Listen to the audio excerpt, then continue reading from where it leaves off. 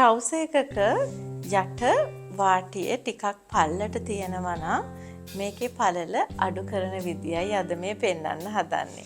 ගොඩක් වෙලාවට ඕගොල්ලෝ මේක කපලා ඉවත් කරනවානේ. කපලා ඉවත් කරන්නේ නැතුව අපි කලිසමේ මේ යට ඉඩ අඩු කරගමු. දැන් අපි මේකේ මේ කලිසමේ හරි මැද්ද ගන්න.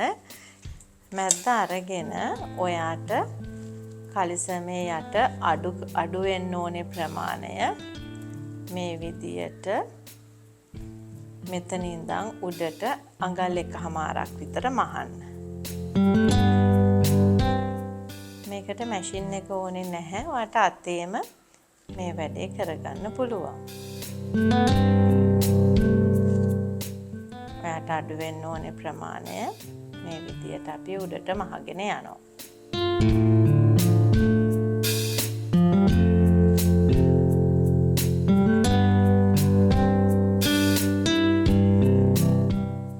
යටින් ඉඳන් අඟල් 1/2ක් විතර උඩට මහන්න.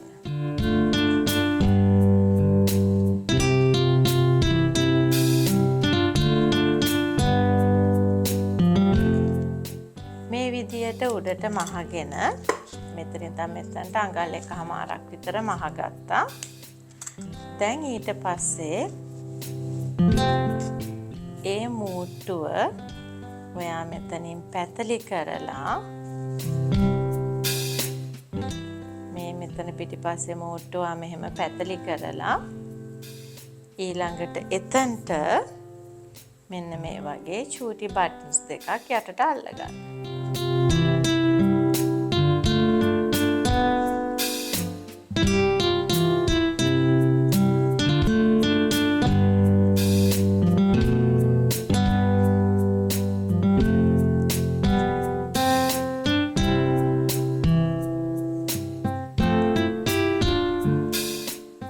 ඒ වගේම තව බටන් එකක් ඉදිරියට අල්ලගන්න.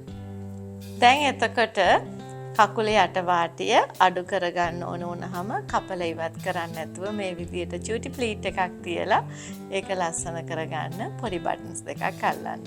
දැන් බලන්නකො කලිසම ගොඩක් ලස්සනයි අපි කපලා ඉවත් කරාට වඩා.